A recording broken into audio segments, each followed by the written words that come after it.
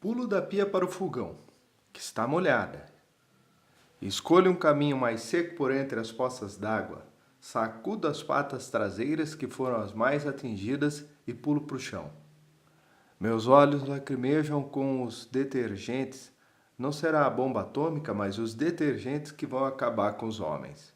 Bichos, plantas, morte suave e perfumada com a essência a escolher. Jasmim violeta, flor de laranja, que Dionisa vai tacando em tudo, pias, panelas, paredes. Minhas patas têm o perfume de um roseiral. Lambo o veneno perfumado. Entro na sala. A menina antiga está sentada no sofá. Chega imprevistamente com seu vestido de tafetá, botinhas de pelica branca e o bordado dentro do bastidor. Tem gestos de uma menina que gosta de mostrar que é bem educada. Arruma ajuizadamente a saia para que não amasse. Ajeita no regaço o bordado com a agulha espetada no pano e contorna com mãos limpas o bastidor. Só eu vejo a menina de pescoço comprido, botinhas de abotoar. Na tarde em que a Rosona chegou e se atirou no sofá, ela deslizou para a poltrona ao lado com a expressão complacente que tem as crianças diante das extravagâncias dos adultos. Seus grandes olhos azuis percorrem pessoas e coisas, mas sem muita curiosidade. Observa a porta como se esperasse alguém, mas não está ansiosa. Às vezes me observa com ar cerimonioso. Não gosta de gatos. Desaparece. Que relação terá a menina antiga com as pessoas dessa casa? Ou a cantora do pente espanhol? Os visitantes. A cantora era outra aparição sem explicações. Vestia-se de preto, os cabelos lustrosos, presos na nuca, um pente espanhol espetado meio de lado. Vinha com seu chale de franjas de seda escorregando dos ombros nus. Apesar da maquiagem de palco, já é um tanto desfeita. Impressionantes as olheiras esverdeadas afundando os olhos febris, mas ainda assim era bonita. Ficava andando de um lado para o outro, pisando com energia e sem fazer o menor ruído. Quando parava, levava a mão ao pescoço, massageando, preocupada. Tocava com as unhas envernizadas de vermelho a argola dourada das orelhas. Queria certificar de que ele estava ali. Varava com arrogância a porta por onde entrara. Desaparecia. Ficava na sala seu perfume adocicado e enjoativo, que Dionisa sentiu certa manhã quando farejou o ar. Chegou a me interpelar. Mas quem esteve aqui? Dei-lhe ombros. Gato tem ombros? Sustentei seu olhar. Minha única arma era o silêncio. Abriu as janelas com impaciência. Também não gostou do perfume. Até que as visitas da cantora do chale, porque cismei que era cantora, foram ficando mais raras. Mais desbotada a imagem que parecia se gastar em cada nova aparição. Veio tão etérea na última madrugada que pensei, não vai mais voltar. Quando saiu arrastando a franja evaporante do chale, nem o perfume ficou. Resistiu mais o velho de chapéu coco, o pince-nez preso a um cordão preto, os aros redondos com lentes escuras de um cego. Debruçava-se na janela e inspecionava o céu. Não era cego. Devia estar se perguntando se levava ou não o guarda-chuva. Abotoaduras de ouro nos punhos brancos. No colarinho alto e duro, nem sinal de gravata. Esquecera a gravata? Botinas engraxadas. Quando me acostumava com a simpática presença do velhinho de chapéu coco, exatamente como aconteceu com a moça do chale, também ele acabou por se gastar. Certa tarde encontrei tão reduzido que ele acabou por se gastar. Restara apenas uma sombra flutuante com um vago contorno humano. As extremidades esvaídas, repetindo ainda os mesmos movimentos enquanto a boca, sem som, me cumprimentava cordial. Bom dia, gato. Espiou pela janela. Será que ia chover? É sua última aparição, pensei. Não foi, voltou ainda uma vez. Eu dormia na minha almofada quando acordei certa manhã, em um sobressalto, num raio estourou por perto. Vi então o fino contorno aproximar-se da janela para examinar o céu de aço. Sim, ia cair uma tempestade. Deve ter concluído o resíduo da imagem, que se dissolveu em meio do gesto que fez para segurar o chapéu. Ventava. Durante certo tempo, nem a morte os liberta das minhas preocupações da rotina. E depois, se Gregório reapareceu assim luminoso, é porque era um ser luminoso, seguindo, contudo, o mesmo destino dos outros. A exceção é a menina antiga. Encontrei-o no escritório uma semana depois do suicídio. Estava sentado na sua cadeira, lendo sob a luz do abajur. Era noite. Vestia o mesmo terno do enterro, e que me pareceu mais escuro, a gravata esverdeada e a camisa social. Me lembro de Dionisa procurando estonteada uma camisa social. Tinha que ser social. Ele voltara e ali estava, como sempre esteve, lendo tranquilamente. A novidade era a gravata e o semblante esmaecido, transparente. Fiquei paralisado, olhando. Quando consegui me mover, desatei a correr, dando voltas, tomando de tamanha alegria que só parava para chamá-lo com miados que se estenderam pela casa, pela noite estrelada. Gregório! Ele sorriu, não sei se para mim ou para o livro. Subi na mesa, pulei perigosamente em cima do telescópio, que chegou a vacilar. Me equilibrei no equilíbrio ridículo até descer esfuziante para o chão na tentativa de fazê-lo rir, diverti-lo. Sabia da fugacidade dessas visitas. Ah, se pudesse retê-lo por mais tempo. Ele estendeu a mão naquele seu gesto tão natural de me afagar sem interromper a leitura. Coloquei-me ao seu alcance, tomado de repentino desespero. Vi agora sua face tênue e que me pareceu tão desgastada quanto a dos outros visitantes nas últimas visitas. Esfreguei a cabeça na sua mão feita de ar, onde ele estivera antes de me chegar assim tão enfraquecido. Pulei para o seu colo, a cadeira estava vazia. A esperança de revê-lo nos dias que seguiram quase me enlouqueceu. Não conseguia dormir. Se ele reaparecesse enquanto eu dormia, se me tiravam do escritório, ficava na maior aflição, rodando a porta. Não comia, não demorava muito no mesmo cômodo, na mesma almofada. Não desgruda do escritório, mas gato é assim, quando cisma com um lugar, tem que ficar onde escolheu. Poderia responder a Dionisa que não só os gatos voltam aos mesmos lugares, mas também os fantasmas. Para escapar da sua vigilância, me escondia detrás dos móveis, debaixo da cama, enveredava por entre os vasos de plantas. Ela me descobria e avaliava a minha magreza, estranhando meu jeito arredio. Mas o que estava acontecendo comigo? Queixou-se ao Diogo, que andava radiante. Tinha comprado um carro novo e um novo aparelho de som. Para se livrar, Dionísia fez um diagnóstico rápido.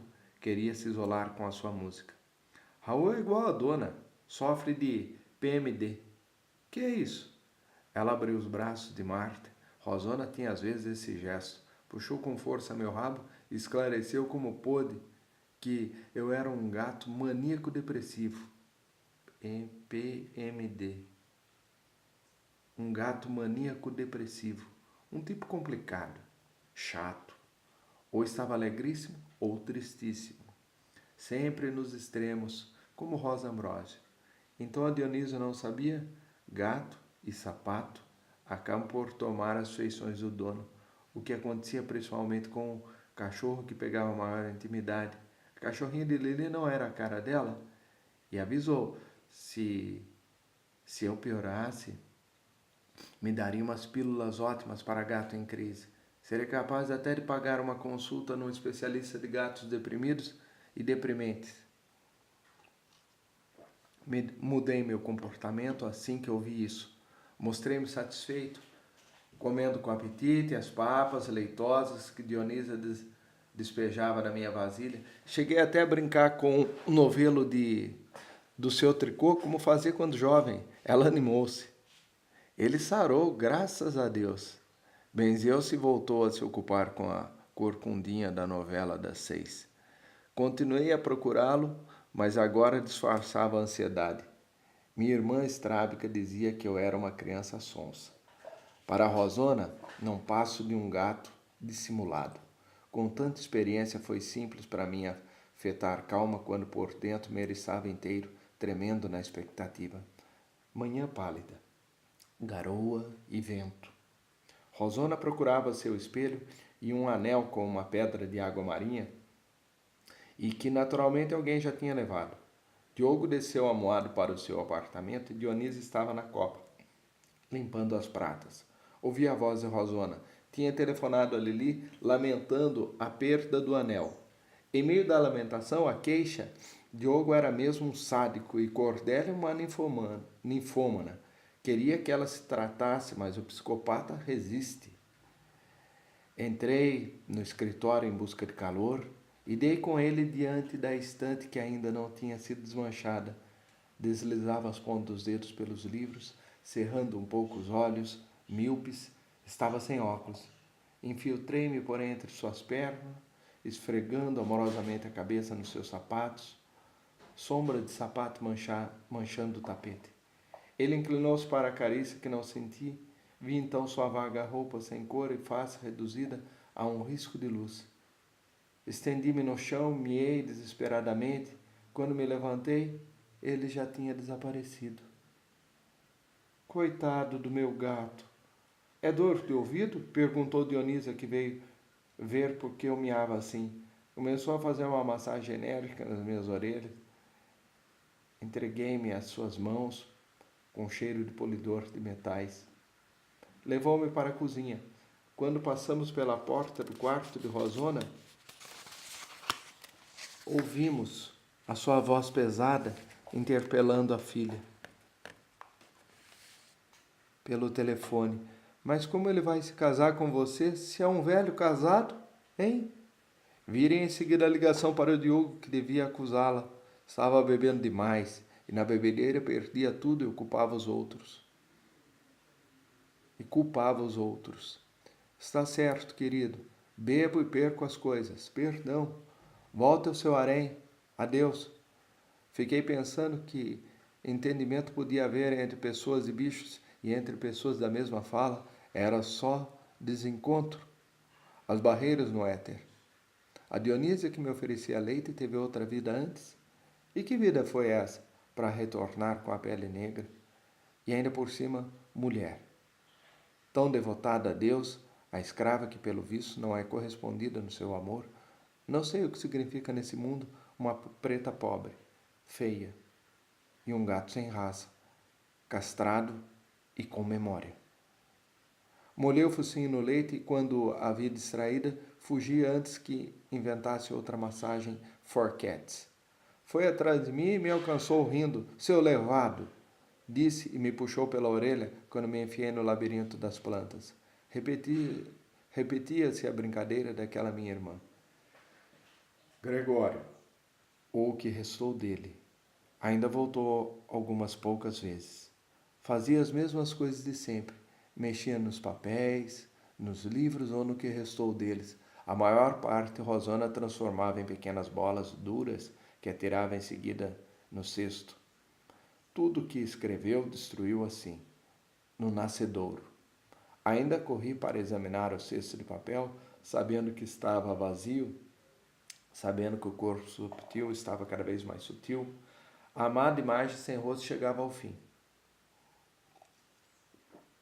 E eu me enredando no fio da esperança que desenrolava macio como no novelo de lã da Dionísia.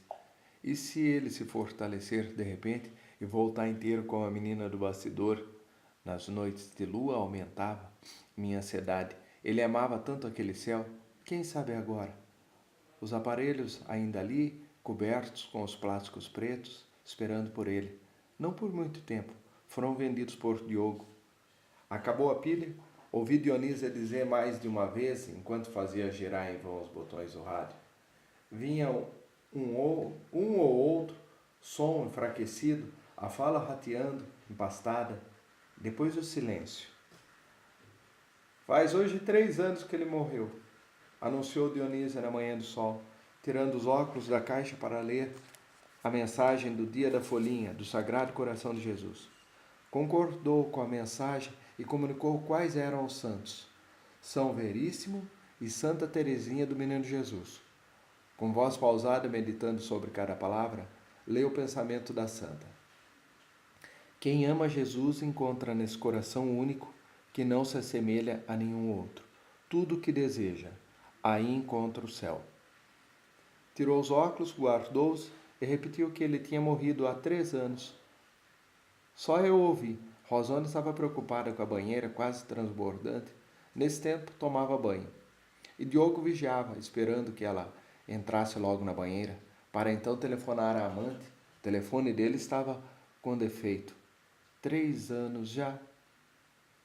Não voltaria mais disso. Disso eu estava certo. Ainda assim, a esperança, misturada a um certo constrangimento, se voltasse a estranhar o escritório que não era mais seu escritório, ela mudou tudo. Com seus ares doloridos, fez descer tudo das estantes e avisou a biblioteca do bairro da importante doação que estava fazendo. Tinham apenas que vir buscar. Como ele amava esses livros! Gemeu enquanto amontoava os volumes nos grandes sacos de lixo. Mandou desmontar as estantes.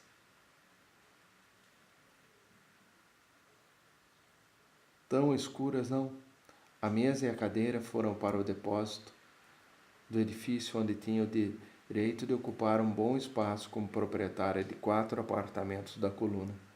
Provisoriamente, acrescentou enquanto o porteiro fazia descer os móveis. Cartas, pastas com o timbre da universidade, recortes de jornais, enfim, a papelada, como resumiu com desgosto, ela acabou mandando queimar.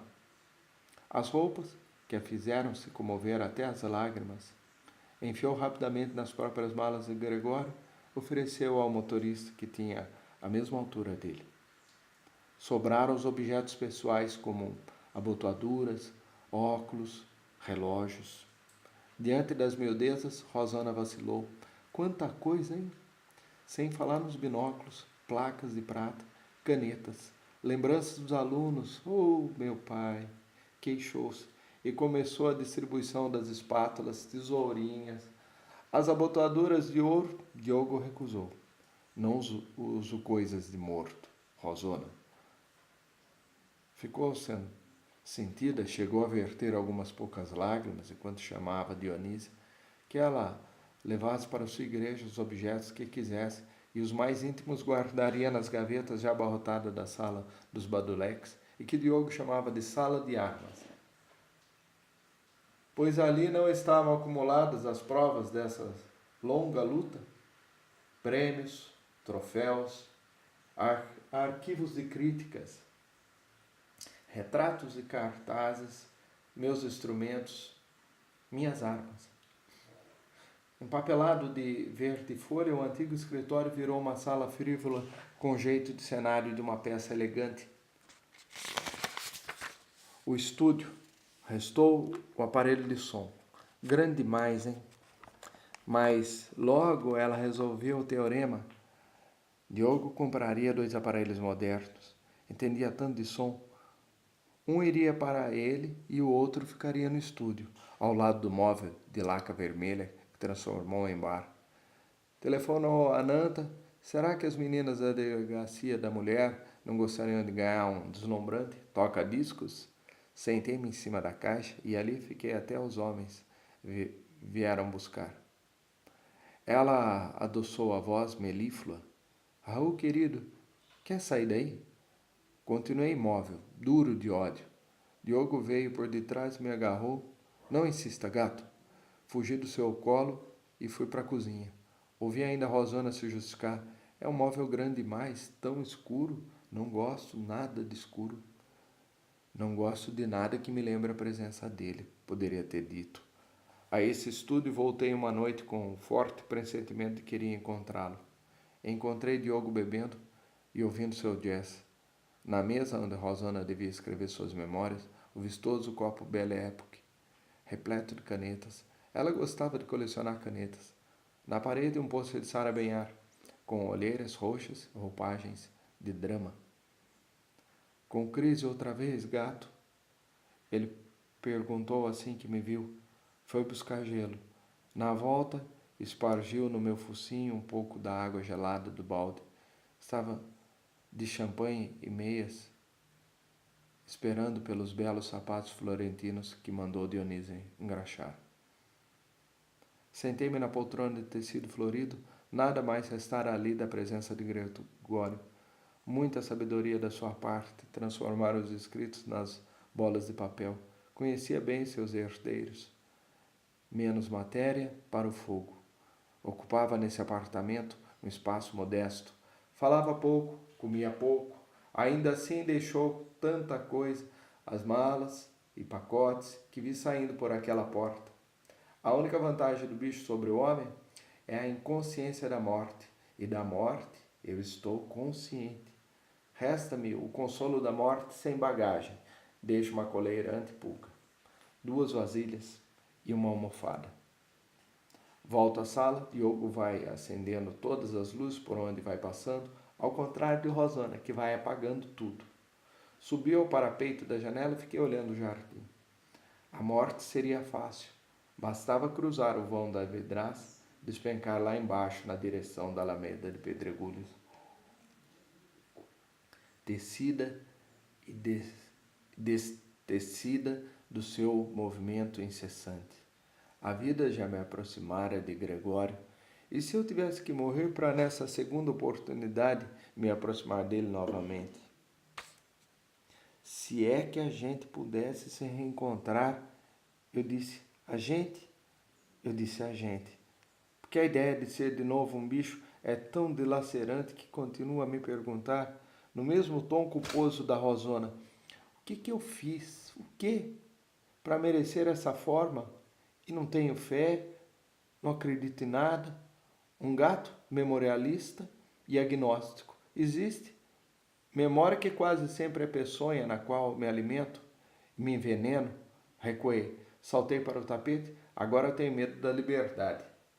Agora eu tenho medo, descobri, e essa descoberta estranhamente me deixou fortalecido, bem-humorado. Lá do estúdio, Diogo reclamava. Os sapatos, mas ainda não estavam engraxados?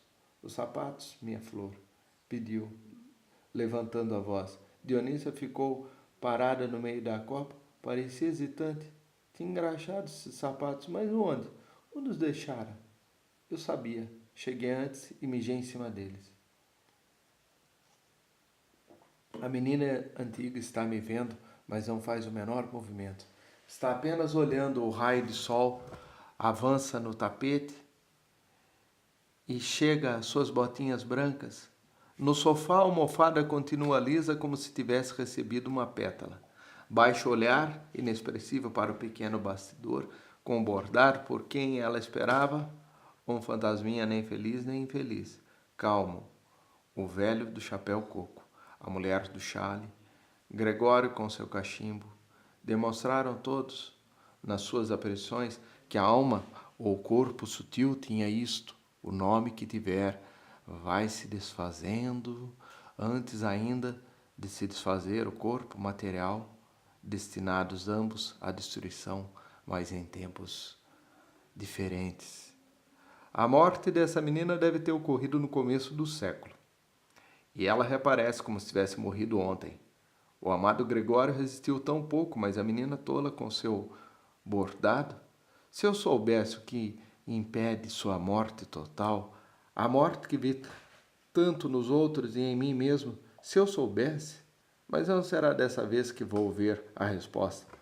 Ouço Dionísia tossir. Lá no seu quarto, já acordou. Amanheceu, ligou o rádio com o noticiário berrante que deve estar ouvindo com sua cara de anjo vingador.